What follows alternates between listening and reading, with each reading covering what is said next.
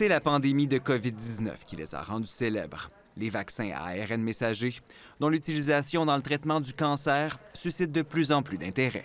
Il y a plusieurs études qui sont en cours. Il y a plusieurs données préliminaires qui avaient été présentées dans différents congrès au cours des dernières années. Mais ici, on a ce qu'on appelle une phase 3, donc une phase d'études qui nous mène vraiment à une confirmation de la valeur de ce type de traitement. L'étude a été menée par les laboratoires Merck et Moderna auprès de plus de 1000 personnes qui ont déjà combattu un cancer de la peau et qui ont un risque élevé de récidive.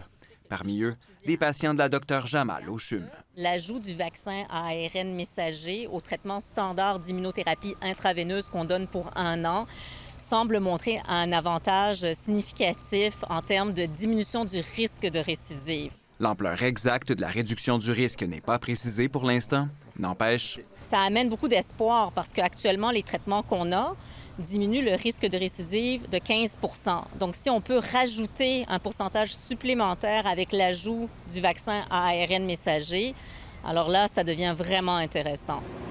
La grande force de ce type de vaccin, offrir un traitement personnalisé à chaque patient. On prend donc la tumeur de chacun des individus, on en isole les caractéristiques propres et on développe un vaccin à partir des caractéristiques de la tumeur de chacun.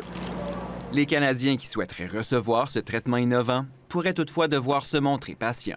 Ce n'est pas que de démontrer l'efficacité d'un traitement, il faut aussi qu'on cumule toutes les données quant à la sécurité de ce type de traitement-là. Mais déjà, les scientifiques se permettent d'espérer un élargissement du traitement. Ce serait d'utiliser cette même technologie puis faire des vaccins personnalisés dans le cancer du poumon, dans le cancer du rein, dans le cancer de la vessie, le cancer du pancréas. Les études sont actuellement en cours. Dans la lutte contre le cancer, première cause de mortalité au pays, chaque nouvel allié est plus que bienvenu. Ici Mathieu Papillon, Radio-Canada, Montréal. Vous l'avez vu dans le reportage, Dr Rahima Jamal est avec moi, hémato-oncologue au CHUM. Bonsoir, docteur. Bonsoir, M. Roy. Dans quelle mesure c'est un pas important en avant pour la lutte contre le cancer de la peau?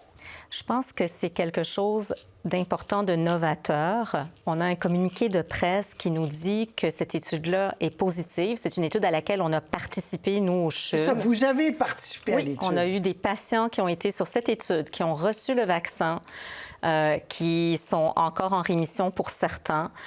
Donc, on a participé et là, on a un communiqué de presse qui nous dit l'étude est positive, elle va être présentée, elle va être publiée, vous allez avoir les détails, on ne les a pas encore, mais elle est positive. Donc, ça augmente le taux de survie pour ceux... On rappelle, d'abord, revenons en arrière une seconde. Cancer de la peau est encore en croissance. Oui, c'est un des seuls cancers qui augmente en incidence encore et qui va continuer à augmenter dans les prochaines années. Parce qu'on se couvre mal. Bien, on subit les dommages des années précédentes, les 30-40 dernières années, les dommages des rayons UV. Là. Moi, je ne me suis pas toujours protégée contre le soleil. Là. Il y a eu des années où j'ai aimé faire le bacon.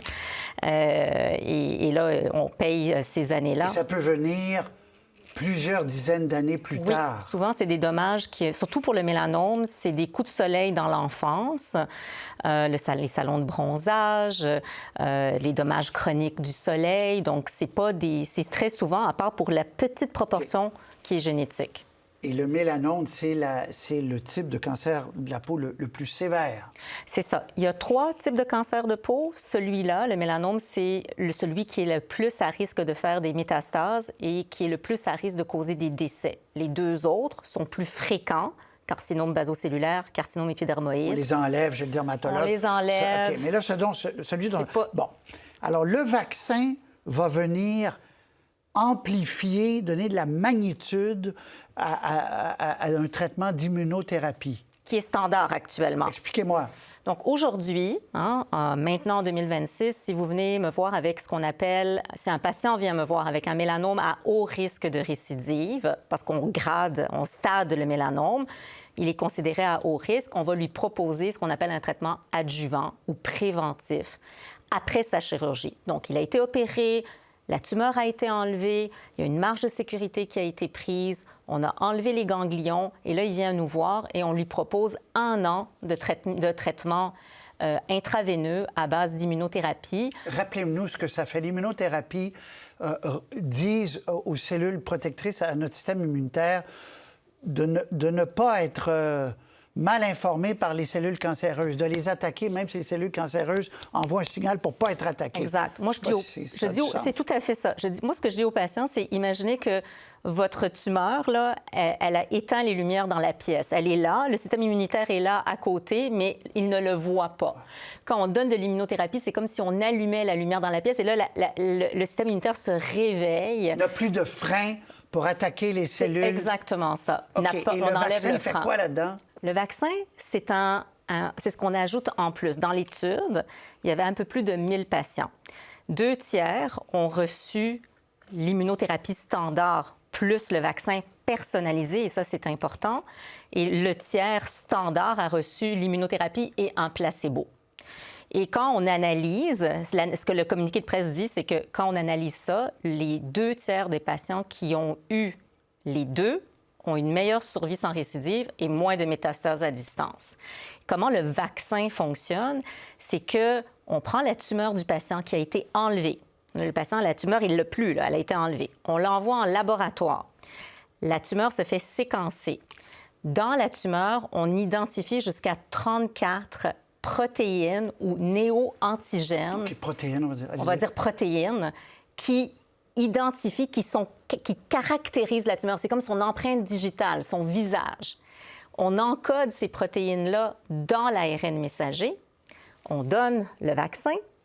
Et là, dans notre système à nous, ce vaccin va produire ces protéines-là qui vont être présentées aux soldats du système immunitaire, qui, eux, on leur a enlevé les freins pour qu'ils attaquent le cancer. Fait que maintenant, ils n'ont plus de freins et ils savent quoi attaquer.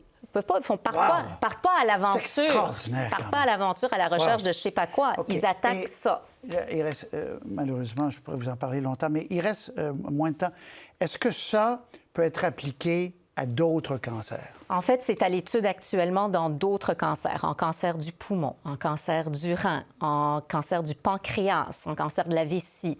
Mais ce qu'il faut savoir, c'est que le mélanome est particulièrement sensible à l'immunothérapie. Ce n'est pas nécessairement le cas de d'autres cancers comme le cancer du pancréas. Donc, est-ce que ces autres études-là vont être positives? On va devoir attendre. Il faut aussi voir l'étude positive. C'est quoi l'importance de cette positivité? C'est quoi être positive? On va chercher combien de pourcents? Mais disons que dans la lutte, puis vous le dites dans le reportage, c'est un outil important de plus. Absolument. Mais ce n'est pas le seul outil. Il y en a d'autres, mais si on peut rajouter celui-là à l'arsenal thérapeutique, on ouvre la porte à... En 1970, Nixon avait dit dans 50 ans, je veux qu'on mette fin au cancer. On n'est pas encore là. The war against cancer. On n'est pas encore là.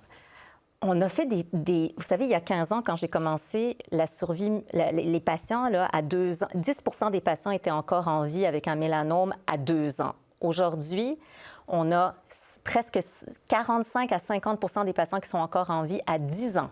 OK. C'est énorme. Ça va mieux. Dr Jamal, on va se reparler. Merci beaucoup de nous avoir parlé.